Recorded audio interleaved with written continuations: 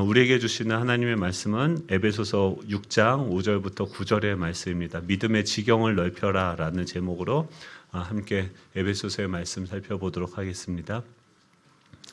6장 5절부터 9절 말씀 한 절씩 교독해서 읽겠습니다.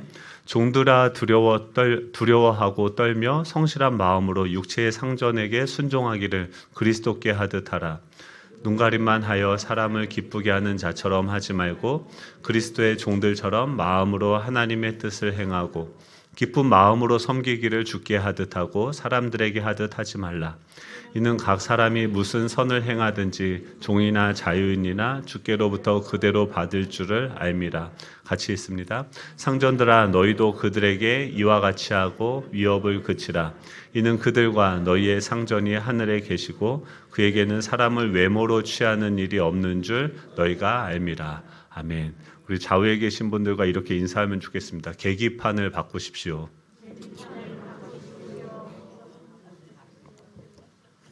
네, 뭔 소린가 뭐 제가 이번 주에 그 유튜브로 이렇게 어떤 목사님 설교를 듣는데 그 목사님한테 그런 일이 생겼대요. 그러니까 갑자기 딸이 면허를 딴 지 얼마 안 됐는데 전화가 온 거예요. 그래서 무슨 일이냐 했더니 길을 가다가 차가 멈춰섰다고 하는 거예요. 그래서 중고차를 사준 지 얼마 안 됐는데 면허도 지금 초보 붙이고 다니는데 걱정이 돼서 이제 불이 났게 그 딸 아이의 차가 멈춰진 곳으로 갔다고 합니다.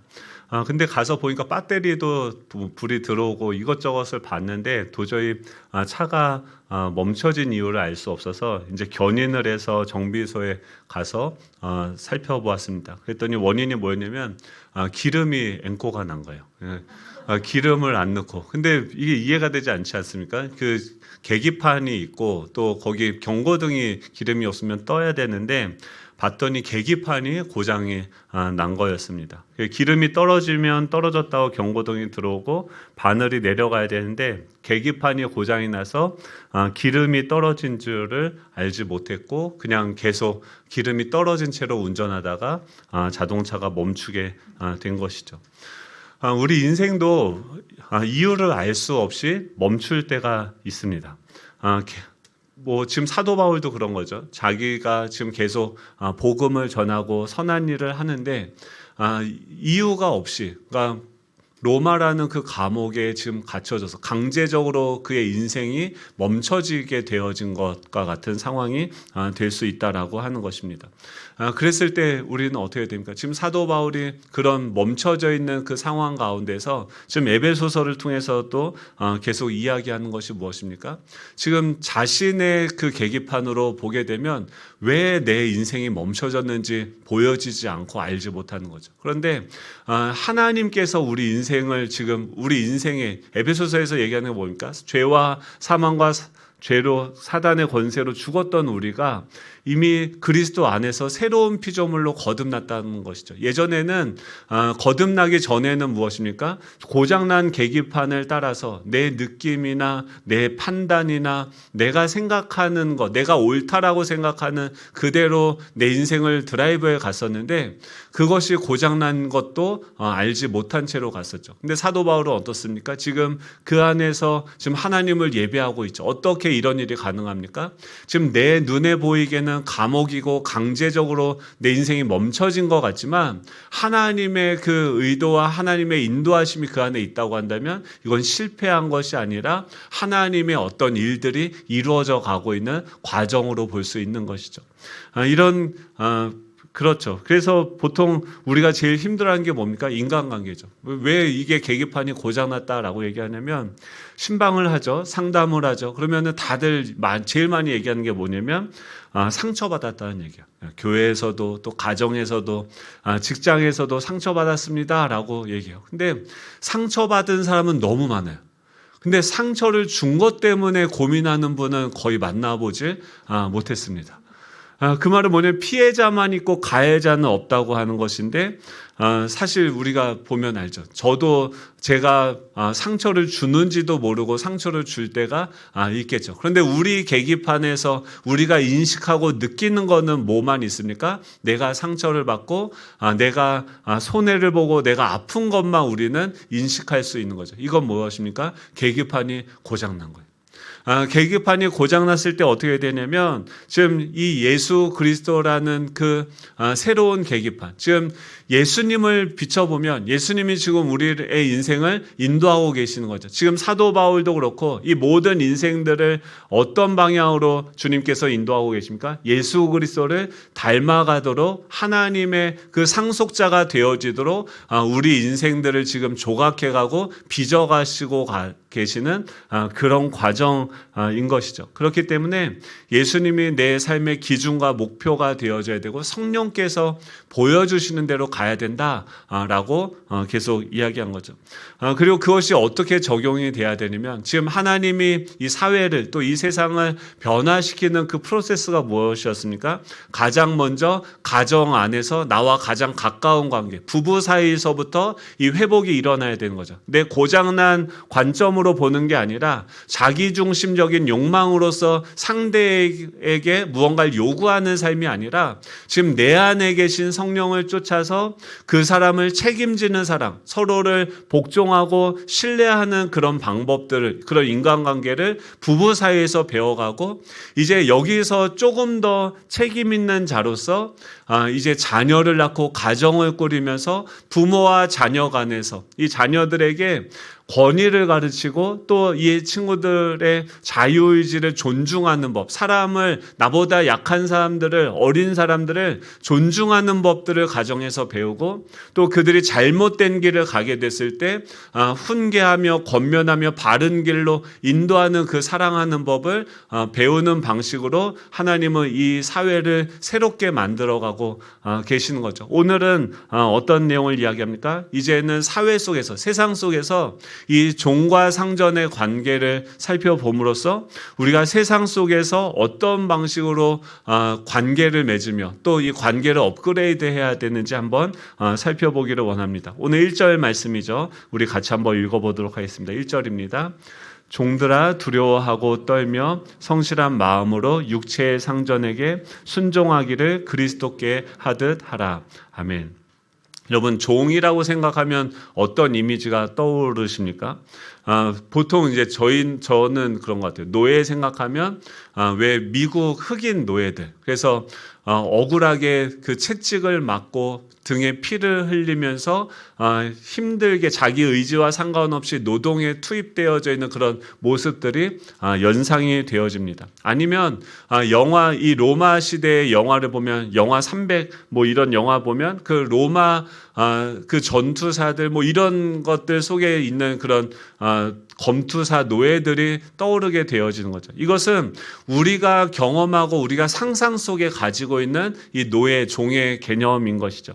이 로마 시대의 사회를 연구한 이 키스 브래들리라고 하는 교수님이 쓴 이 로마의 노예제도와 사회라는 책을 보면 좀 더 현실적으로 그 당시에 노예가 무엇인지, 즉 지금 이 사도 바울이 살고 있는 그 1세기 그 헬라 지역, 그 그리스 지역에서 이 노예의 개념이 사도 바울이 이야기하고 있고 그 사람들이 인식하고 있는 이 노예 제도와 그 노예 개념이 무엇인지 더 명확하게 볼 수가 있습니다. 이 노예 제도는 지금 1세기 사회 속에서 일반적으로 통용이 되어지던 고용 방식이다라고 하는 것입니다. 계약을 하고 그래서 고용주가 있고 고용인이 되어지는 그런 관계들이죠. 유대교 역시도 고대 시대에도 성경에서도 노예 제도를 인정하는 그런 내용들, 문헌들이 나옵니다. 아브라함도 노예가 있었고 족장 시대에도 노예를 소유하고 있었습니다. 이러면은 우리는 이런 질문할 수 있죠. 하나님도 이 노예 제도를 찬성하시는 건가? 종들처럼 그렇게 고통받는 것들을 저렇게 인권을 억압당하는 것들 하나님이 허용하시는가? 질문할 수 있는 것이죠. 로마 사회 속에서 나타난 그 노예의 개념은 그 당시에 로마 인구의 3분의 1, 약 35%가 노예 신분이었습니다. 그래서 넓은 농지를 소유한 지주는요, 수백 명의 노예를 부렸었고 또 자유민들은 이 가사를 돕는 노예가 한두 명 정도 있었다고 합니다. 그런데 그 당시 로마 시대의 노예와 지금 우리가 그 TV를 보아서 많이 접했던 그 미국 시대의 그 노예와는 많이 달랐다라고 하는 것이죠.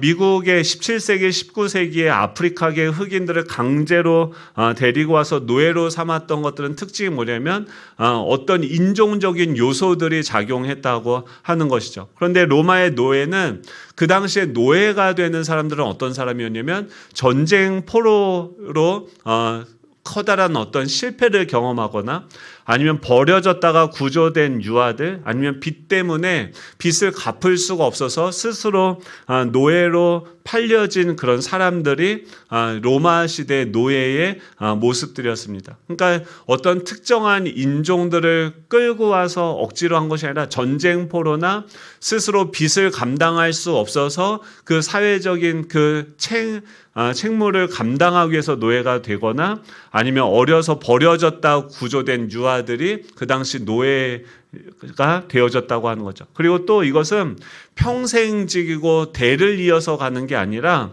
해방될 수 있는 합리적인 기대를 할 수 있는 제도였다라고 합니다.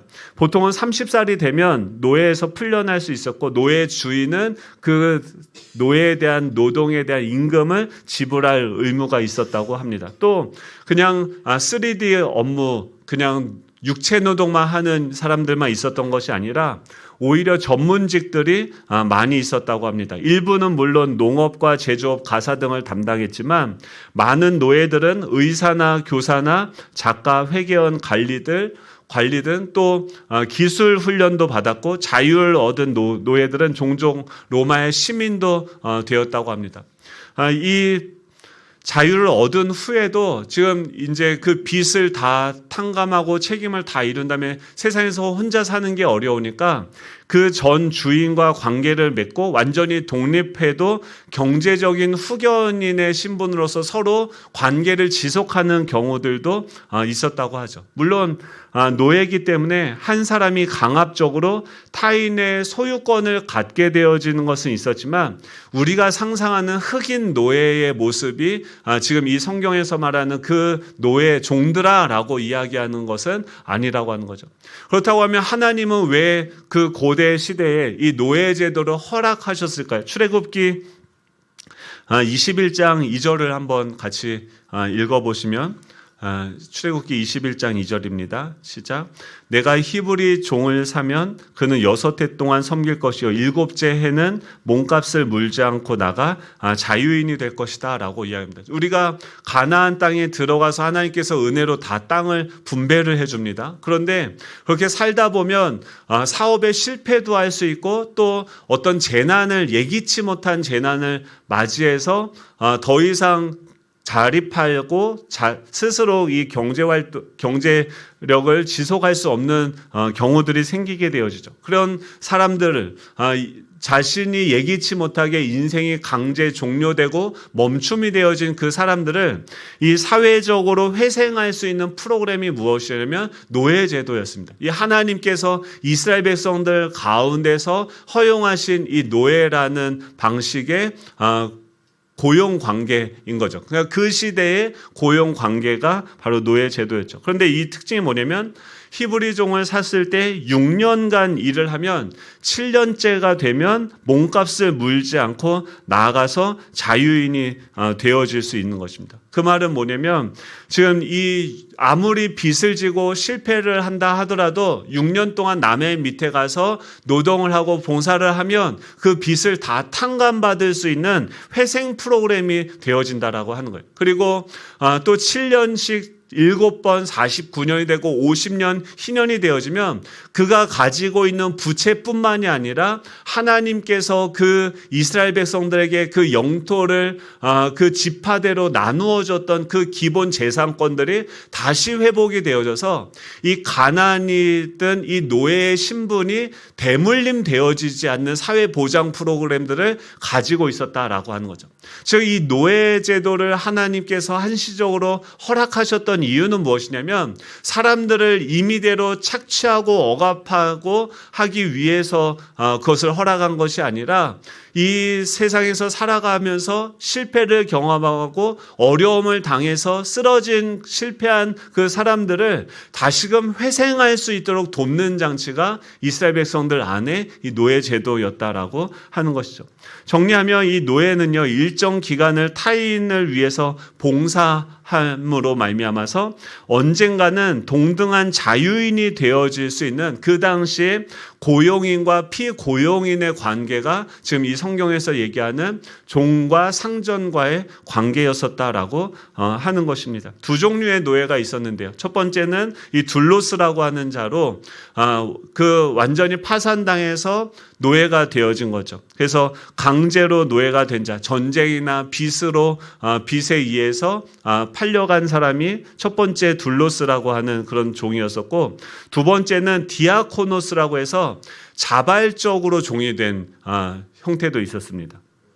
출애굽기 21장 5절 6절을 보면은 종이 분명히 말하기를, 같이 한번 읽을까요? 5절만 같이 읽겠습니다. 시작. 만일 종이 분명히 말하기를 내가 상전과 내 처자를 사랑하니 나가서 자유인이 되지 않겠노라 하면, 6절이죠. 상전이 그를 데리고 재판장에게로 갈 것이요 또 그를 문이나 문설주 앞으로 데리고 가서 그것에다가 송곳으로 그의 귀를 뚫을 것이다. 그는 종신토록 그 상전을 섬기리라. 지금 그 종으로 섬기다가 지금 이 주인을 경험해 보니까 본인이 스스로 나가서 독립해서 활동을 하는 것보다 이 주인이 상전이 너무 좋아서 6년이 지나고 7년째 자유해가 되어진다 하는데 거기서 스스로 선택을 할 수 있습니다. 내가 그 종된 그 노예로서 자유자가 될 것을 포기하고 내가 스스로 지금 그 이유가 무엇입니까? 여기서 보면 내가 상전과 처자를 사랑하니, 사랑하게 되어져서 좋은 관계가 된다면 자원에서 종이 되어질 수 있다라고 하는 것이죠. 그래서 이 경제적인 이유 때문에 일정 기간 그 밑에서 일을 하다가 그 상전과 좋은 관계를 맺고 스스로 종이 되는 사람들도 있었다라고 하는 것이죠. 그렇다고 한다면 이 종들이 됐다.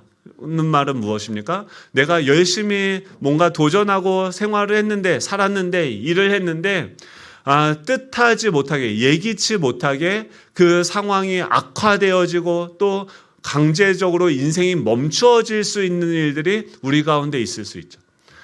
그랬을 때 어떤 생각이 들까요? 나는 끝났구나.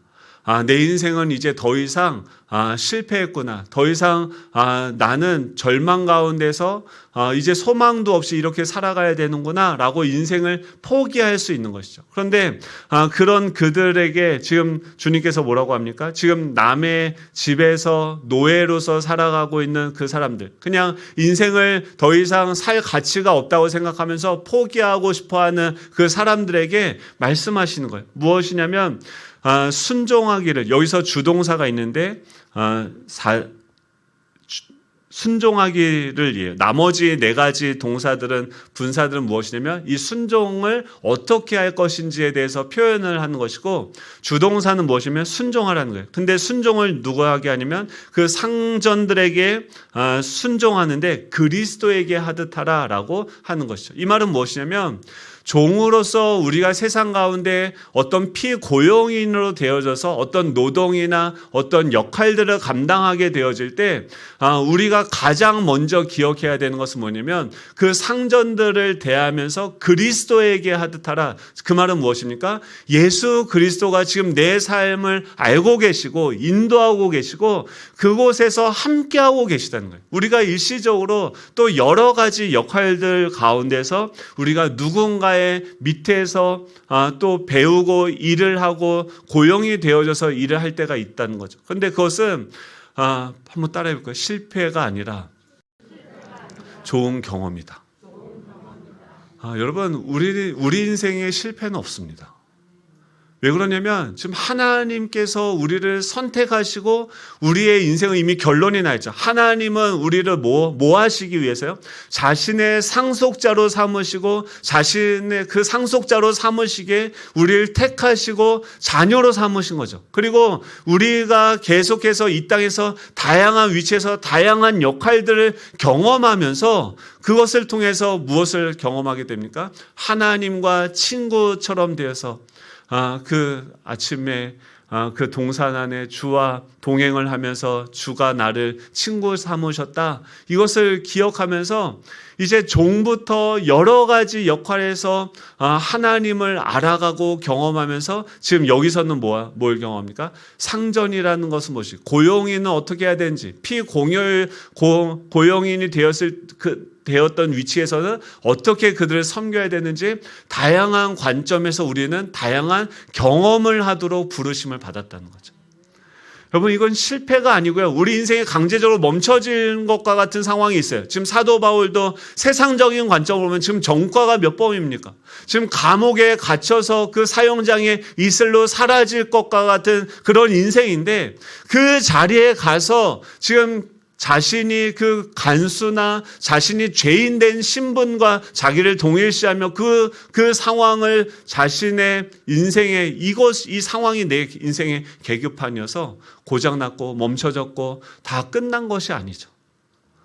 오히려 무엇입니까? 그 속에서 하나님께서 그곳까지 나를 인도하신 그 주님께서 그 감옥에서 아무것도 보이지 않는 곳에서 나에게 말씀하시는 그 음성을 들을 때 그것은 하나님의 나라가 되고 또 그것은요, 여러분 천국 가서 하나님 나라가 완성됐어요. 근데 진짜 밋밋하게 아무 경험도 없이 오면 너무 재미없지 않죠? 이 땅에서 하는 건 실패가 아니고요, 좋은 경험인 줄로 믿습니다. 이것을 통해서 하나님은 우리를 자라가게 하시고 성장하게 하시고 주님을 닮아가게 하고 계시는 줄로 믿습니다. 앞으로도 여러 가지 도전을 하니까 실패하죠. 도전하니까 여러 가지 것들을 반대를 경험하고 다양한 것들을 경험하게 하는 거죠. 근데 그거는요, 내 뜻과 같지 않다 하더라도 실패가 아니라 경험인 줄로 믿습니다. 우리가 피고용인이 되어져서 누군가를 위해서 일을 할 때 순종해야 하라라고 하는 그 동사가 네 가지 원리로 이야기하고 있는데, 첫 번째는 무엇이냐면 존중하라, 순종하라라고 하는 것입니다. 근데 베드로전서 2장 18절에 보면 재미있는 얘기가 있습니다. 같이 한번 읽어볼까요? 시작. 사환들아, 범사에 두려워함으로 주인들에게 순종하되 선하고 관용하는 자들에게만 아니라 또한 까다로운 자들에게도 그리하라라고 이야기합니다. 여기서 우리가 존경받을 만하고 선하고 관용하는 자들, 인격적인 주인에게는요, 누구나 다 순종을 할 수 있습니다. 그런데 어떤 때는 못되고 지금 까다롭다고 하는 것은 구부려졌고 폐역하고 공평하지 않다고 하는 거예요. 그러면은 이 까다로운 주인, 못되고 까다로운 주인에게도 지금 순종하라라고 이야기하는 것이죠.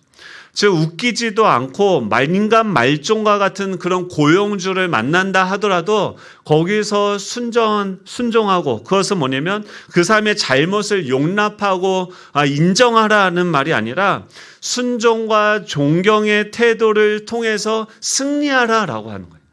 그런 인간 말종과 같은 그런 상사나 동료나 이런 사람들을 만나게 된다 할지라도 그 사람들이 내 인생의 주인이다, 그 사람이 내 인생을 책임지고 결정한다고 하면 얼마나 우리가 슬픕니까? 그런 게 아니라는 거예요. 지금 하나님께서 내 인생을 운전해 가시는 그 과정 가운데서 그 사람을 만나게 된 하나님의 이유와 뜻을 우리가 들어보아야 된다라고 하는 것이죠. 우리가 언제 성장을 합니까? 언제 성숙하게 되어집니까? 그런 정말 인간 말종들을 경험하면서 우리 관계의 폭이 넓어지게 되는 거예요. 사람에 대한 이해의 깊이가 더 깊어져 가게 되어지는 거예요. 정말 이해되어지지 않는데 저 사람은 왜 이렇게 생각하지? 왜 이런 방식으로 하지? 그 밑에서도 끊임없이 무엇을 고민해야 됩니까? 내가 그 상전이 된다고 한다면, 내가 저 위치에 있다고 한다면 그것을 반면교사로 삼아서 어떤 방식으로 이런 것들을 이루어갈까? 지금 저는 이제 목회를 하지 않습니까? 그러면 저도 좋은 목사님도 만났고 또 이상한 또 얍실한 동역자들도 만났을까요? 안 만났을까요? 별별 인간들이 다 있어요. 인간 사회는 다 그렇죠. 근데 그런 인간들을 하나님이 딱 피해져 가고 정말 예수님과 같은 분만 만나면 얼마나 좋습니까? 그런데요, 그러면요, 평생 철이 안 듭니다. 평생 어른이 안 돼요. 정말 다양하고 지질에도 진상이고 말도 안 되는 맨날 돈 떼먹는 그놈을 만나봐야 어떻게 계약을 시작할 때 무엇을 고려하고 시작하고 해야 되는지 계약서의 조항들이 구체적이 되고 또 법적인 효력을 갖게 되어지는 어떤 수준에 우리가 도달할 수 있게 되어지는 것이죠. 여러분, 다양한 상전들을 만날 때 우리가 가져야 되는 태도는 무엇이냐면 그 사람을 만나게 하고 그 밑에서 일하게 하신 하나님의 의도를 파악하고 우리가 존중하고 또 존경하는 그런 그 사람을 존중하는 그런 태도로서 그 악한 것과 여러 가지 것들을 바꿔가고 승리할 수 있는 저와 여러분 되시기를 간절히 소망합니다. 두 번째 순종의 원리는 무엇이냐면 두려워하고 또 떤다라고 두려움과 떨림으로라고 이야기하는데 두려워한다라고 하는 것은 육체의 상전이 가진 권위를 진심으로 인정하는 것이고 떤다는 것은 이 공포로 두려워하라 이런 말이 아니라 그런 그 사람들이 가지고 있는 그 권위를 존중하라. 그리고 건방진 태도를 버리고 당돌함을 버리고 겸손한 종의 태도를 가져야 된다라고 하는 것입니다. 지금은 자기 PR 시대고 뭐 MZ 세대라고 해서 자신의 모든 원하는 것들을 이어폰 꽂고 일하면서 음악 들으면서 당돌하게 하는 것이 뭔가 자유적인 표현인 것처럼 이야기를 하지만 그것이 아니다라고 하는 것이죠. 그 사회에도 엄연한 질서가 있고 또 역할의 차이와 책임의 차이가 있기 때문에 서로를 대할 때 그들을 존중하고 나중에 보면 알겠지만 상전들도 그 종들과 똑같이 하라는 거예요.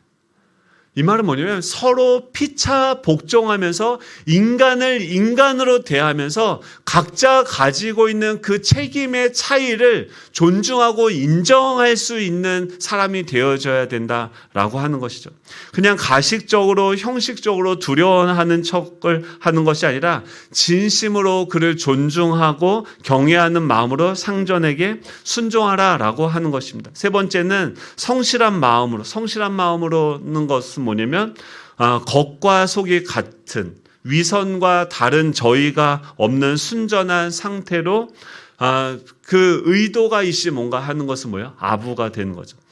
그것이 아니라 성실한 마음으로 겉과 속이 같은 모습으로서 저희가 없는 이렇게 살면은 회사에서 그 수많은 사내 정치와 여러 가지 일들이 있는데 살 수 있습니까? 전 몰라요.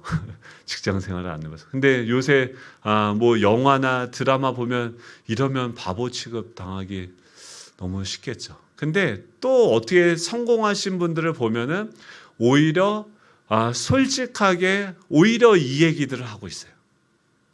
우리는 그렇게 하면은 망하고 이용당하고 실패할 거라고 얘기하는데 오히려 완전히 성공한 그 사람들 뭐라고 하면 뭐 3% 안에 성공한 사람들의 공통적으로 하는 뭐 세 가지 특징 뭐 이런 게 있어서 봤더니 그 사람도 오히려 정직하다는 거예요. 정직하다는 게 쓸데없이 거짓말로 뭐 이런 데까지 에너지를 전혀 쓰지 않고 오히려 자기가 옳다라고 생각하는 것을 추진하고 그거에서만 집중하게 되어진다라고 하는 것이죠. 여러분, 이 성실한 마음으로 오히려 다른 사람들과 그래서 많은 그 사람들은 뭐냐면 주변에 있는 사람들 다 두려워하면서 다 따라가는 것이 아니라 그 사람들과 내가 다르다고 할지라도 성공한 사람도 어차피 10%도 안 되니까 그 사람들 뭐가 달라도 다르다는 거예요. 그 말은 뭐냐면 대부분이 생각하는 대로 저 사람들은 다 자기가 요구하고 주장하는 거, 내가 할 거 다 주장하면서 이렇게 할 수 없다는 거죠. 오히려 자신은 자기가 옳다고 생각하는 것. 지금 여기서는 무엇입니까? 우리의 일의 목표는 무엇입니까? 단순히 수익을 많이 올리고 내가 편안해지고 그냥 경제적인 자유를 얻어서 일도 안 하면서 그냥 편히 먹고 살다가 죽는 게 우리 인생의 목표가 아니라 지금 우리 안에 새로운 계기판은 무엇을 향하고 있습니까? 그리스도가 어떤 분이신지, 하나님이 만드신 인간이라는 존재가 어떤 것인지, 하나님의 형상이 어떤 것인지를 우리가 종과 상전의 그 역할들을 경험하면서 배워갈 수 있다는 거죠.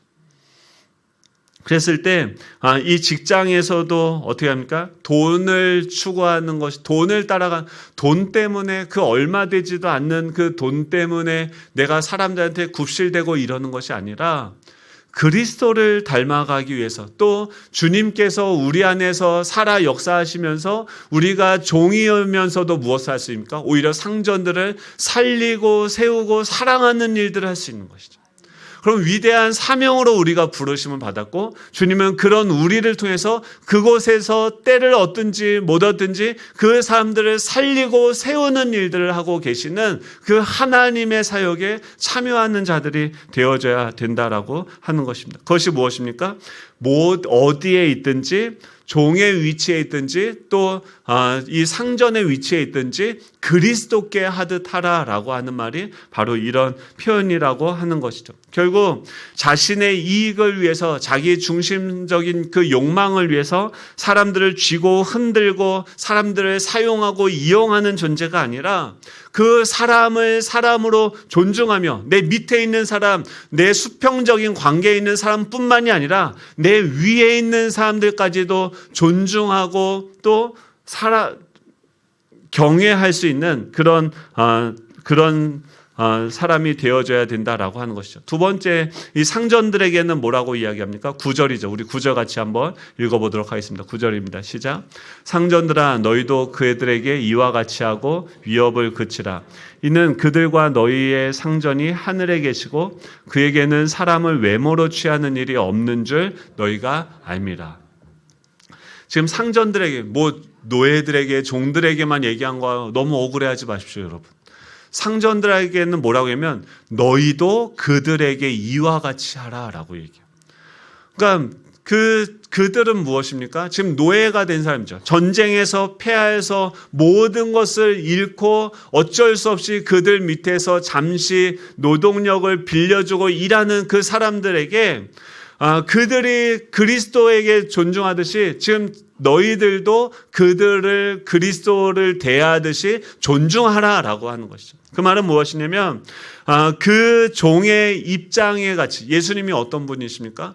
모든 만물을 주인이시고 다스리시는 그 주님께서 종의 모습을 취하시고 인간의 육신을 입고 이 땅 가운데까지 낮아지신 분이신 거죠. 그리고 그분은 어떻게 하십니까? 우리의 아픔과 상처와 실패들을 다 친히 공감하시면서 자신이 스스로 자발적인 우리의 종이 되어져서 그가 우리를 섬기는 그 목적, 다스림의 목적은 무엇입니까? 우리를 살리고 세우고 사랑하기 위해서 지금 그는 상전으로서 우리 가운데 존재하고 있는 것이죠. 마태복음 20장 28절에 뭐라고 이야기합니까? 인자가 온 것은 섬김을 받으려 함이 아니라 도리어 섬기려 하고 자기 목숨을 많은 사람의 대속물로 주려 함이니라 라고 이야기하는 것이죠. 즉, 이 상전은 그 자신에게 고용되어져 있는 피고용인들을 착취하고 억압해서 자신의 이익을 취하라고 하는 것이 아니라 그 사람들의 입장을 헤아리고 이해하고 그 사람들의 위치에서 어떻게 하면 그 고용의 목적이 무엇입니까? 어떻게 하면 그 사람들을 살리고 세우고 사랑할 것인지. 그래서 이 노예 신분에서 벗어나 자유하게 되어지며 우리가 같이 친구처럼 이 세상에 선한 영향력을 끼쳐갈 수 있는 파트너로 자라갈 수 있는 것인지를 고민하라고 하는 것이죠. 그리고 이와 같이 하고 위협을 그치라라고 이야기합니다. 이 상전들에게는 한 가지가 더 추가가 되어져요. 지금 개역개정에서는 위협하기를 그치라고 했는데 예전에 개역판에서는 공갈을 하지 말라, 공갈하지 말라, 공갈을 그치라라고 이야기합니다. 여러분, 공갈을 누가 치일까요? 그러니까 뻥치는 거죠. 그러니까 그 말은 뭐냐면 환자나 또 학생에게, 노동자에게, 자신에게 온 사람들에게 뻥치지 말라는 거예요. 돈이 보통 이 고용주가 되어진 사람이 어떤 사람들 많나요? 돈이 많거나 힘이 많거나 머리가 그래도 좋은 사람들이겠죠. 그럼 머리가 좋으면 어떻게 합니까? 그 좋은 머리로 나쁜 사람들에게 공갈치기가 쉽습니다. 근데 골로새서 4장 1절에 보면은 뭐라고 되어 있습니까? 한번 같이 읽어볼까요? 시작. 상전들아, 의와 공평을 종들에게 베풀지니 너희에게도 하늘에 상전이 계심을 알지어다 라고 이야기합니다. 공갈치지 말라고 하는 것은 지금 두 가지죠. 의와 공평을 종들에게 베풀라라고 하는 거죠. 그들이 일한 만큼 얻게 하고 거짓으로, 왜 기독교 기업들이 많이 하는 게 무엇입니까? 우리 교회는 선교를 위해서 있다라고 하는데, 그 선교라고 하는 것은 저 멀리 아프리카나 이런 데다가 그냥 1,000만 원씩 해서 교회 몇 개 짓는 게 선교가 아닙니다. 선교는 무엇이냐면 그 기업 안에서 고용주와 피고용인의 그 관계와 또 그 기업이 수익을 올리는 그런 합법적인 그 형태 가운데 이런 모든 것들이 거룩하게 하나님의 나라의 방식으로 서로를 믿어주고 서로를 책임져주고 사랑하는 방식으로 그들을 동등하게 대하고, 또 어리고 약한 사람들에게는 권위를 가르치고 그의 자유의지를 존중하고 세워가는 방식으로 그들에게 하고, 또 고용인과 피고용인의 관계에서는 이 사람들이 자유인으로서 또 가장 좋은 것은 무엇입니까? 같이 자발적인 종이 되어져서 함께 이 회사와 사업장을 운영하면서 그들도 살고 나도 살면서 어떻게 합니까? 사람을 살리고 세우고 사랑하는 그런 기업이 되어지는 게 선교적인 기업이죠. 근데 선교를 이야기하면서 사람들에게 어떻게 합니까?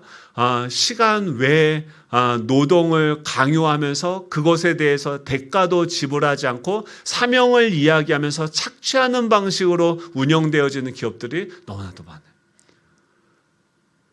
물론 이 일을 하다가 어려워지면 한두 달 월급 못 줄 수 있죠. 그런데 그 고용인들과 같이 그 아픔을 공유하는 것이 아니라 주인도 같이 굶으면 상관이 없죠. 그런데 어떻습니까? 보통 직원들만 착취를 당하죠. 야고보서 5장 4절에 보면 보라, 너희 밭에서 추수한 품꾼에게 주지 아니한 삭시 소리 지르며 그 추수한 자의 우는 소리가 만군의 주의 귀에 들렸느니라 라고 이야기합니다. 즉 하나님께서 이 노예제도를 이 지금 시대에는 산업사회, 정보화 사회 지금 시대에서는 어떻게 합니까? 계약을 해서 고용주와 피고용인의 관계로서 우리가 어떤 관계를 맺고 살아가고 있는데, 그럴 때는 목표가 무엇입니까? 고대 근동에서 노예를 둔 이유는 뭐냐면 그 사람들 실패하고 넘어져서 인생이 강제적으로 멈춰졌을 때 그 사람들을 회복할 수 있는 회생 프로그램들이 바로 노예제도였어요. 지금도 마찬가지입니다. 지금도 그 고용인들이 같이 더불어서 인간으로서 존중받으며 살아갈 수 있도록 함께 그런 사람들을 살리고 세우고 사랑하는 그 일들을 하기 위해서 우리는 고용하고, 이 기업의 가치와 목적도 단순히 이익을 극대화하고 어떤 일부의 사람들이 부를 다 독점하는 형태가 아니라 모든 사람들이 더불어서 다 살아갈 수 있도록 하는 그런 방향으로서 이 고용이 이루어져야 된다라고 하는 것이죠. 그것을 위해서 무엇입니까? 공갈을 그치라는 거예요. 그 사람들이 또 살아갈 수 있도록, 즉 간단한 게 무엇입니까?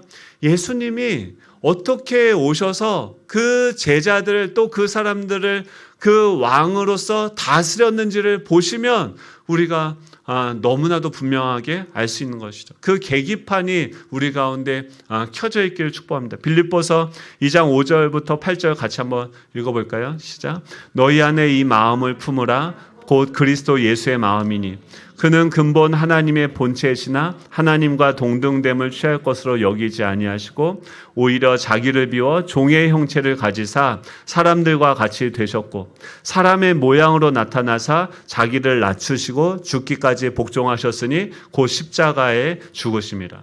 즉 이것은 무엇이냐면 우리가 종의 형체를 가질 때도 있고 상전의 형태를 가질 때도 있다라는 거예요. 그런데 그 둘 다가 동일하게 무엇입니까? 돈이 아닌 하나님의 영광을 위해서 일하는 존귀한 존재가 바로 저와 여러분들인 줄로 믿습니다. 세상은 어떻게 우리를 평가합니까? 연봉이나 또 이런 것들로 우리가 어떤 존재다 규정을 해버립니다. 근데 그게 아니죠. 제가 이번 주에 저희 동기를 만났어요. 그러니까 저희 동기 카톡방이 있어요. 그 카톡방에 갑자기 한 친구가 드럼 필요한 사람 손 들라고 그래서 제가 잽싸게 손 들었습니다. 그래서 드럼을 이제 받으러 갔는데 드럼 놀 데도 없는데 일단 받아 갖고 왔어요.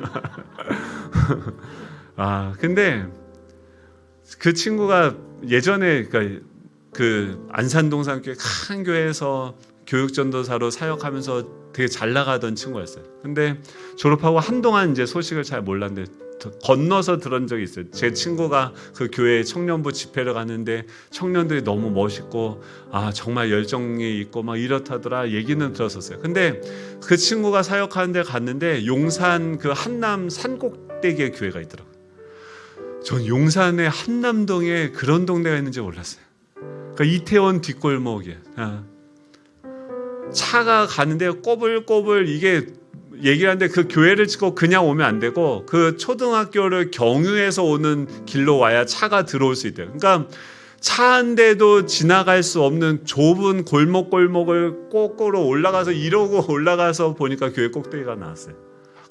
그래서 만났는데 늙었더라고요. 그리고 이런저런 얘기하고 커피 한 잔 해줘서 마시는데 거기서 7년을 일했대요. 근데 작년부터 아내가 이제 밤에 야간 밤새 일하는 데 가서 일을 하고 그 교회가 원래 한 300명 넘게 되는 큰 어느 정도 규모가 있는 중견 교회였는데 이제 뭐 서울이니까 집값 오르니까 다 떠나가고 한 지금 150명 정도 남았는데 그 건물은 커요. 옛날 그거니까. 그러니까 건물은 큰데 성도는 줄었고 지금 거기서 7년 동안 사역을 한다는 거예요. 근데 사례비가 170만 원이래요. 와, 이 녀석이 코로나 때 한 명 더 낳았어요. 애가 넷이에요. 딸만 넷인데 부러워 죽겠어요. 근데 뭐 빨리 수술이 나지. 넷을 낳아가지고 막 거기서 근데 뭐 170만 원을 16개월을 받는데 뭐 보너스가 있고요. 계산해보니까 한 달에 한 230 정도 되나 봐요. 근데 거기서 7년을 사역하면서 빚만 한 5천만 원이 됐다는 거예요. 야, 너 여기서 계속 사역했냐? 보니까 걔가 근데 작년에 너무 힘드니까 구안화사가 와서 얼굴도 이제 지금 회복 중인데 그런 거예요. 근데 만약에요. 이 친구가 진짜 그 얼마 되지 않는 그 월급 받으려고 거기서 일한다고 하면 얼마나 비참합니까? 왜 거기 있냐? 뭐라고 하면 청년들이 있다는 거예요. 제가 양육했던 20명 정도 되는 청년들이 지금도 계속 나오는데 걔네들 때문에 차마 발이 떨어지지가 않는데요. 근데 그것도 이제 올해까지래요. 내년에면 이제 나이 40 넘어가지고 이제 또 다른 데로 가야 되는 거죠. 근데 그거 보면서 이 친구 약간 이제 마음이 이제 약간 힘든가 봐요. 그래서 제가 그랬어요. 너 진짜 위대한 사역을 하고 있는 거다.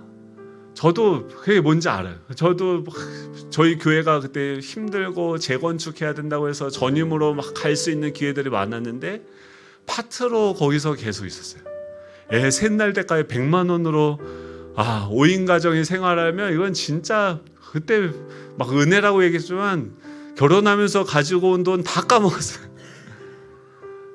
근데 그 자리에 가서 자발적인 종이 되어서 그 영혼들을 살리고 세우고 사랑하는 그 일들을 해야 할 때, 그 자리에 설 때 여러분 거기서만 보이는 세계가 있어요. 수억 연봉을 받고 세상 사람들이 다 환호하고 부러워하고 거기서 절대 볼 수 없는, 지금 사도 바울이 이거 다음에 이제 뭘 얘기하는지 아세요? 영적 전쟁에 대해서 얘기해요. 이 하나님의 나라가 어떤 방식으로 움직여지는지.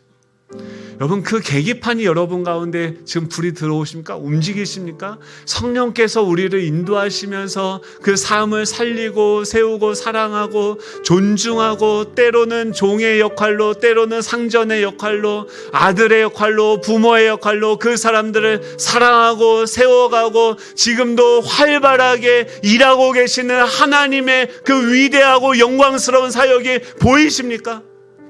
여러분 성령님은요 그 하나님의 사역으로 우리를 초대하시는 거예요. 때로는 인생이 멈춰진 것 같은 것처럼 보일 때가 있는데 그건요 실패가 아니라 주님이 나에게 좋은 경험을 하게 하시는 시간들이에요. 그럼 거기서 우리는요 사랑이 뭔지를 배워가는 거예요. 하나님이 만군의 주이신 그 주님께서 스스로 자신이 종이 되어져서 그 종의 역할로서 그 사람들을 세워가고 채워가는 그 사역이 무엇인지 우리가 배워야 돼요.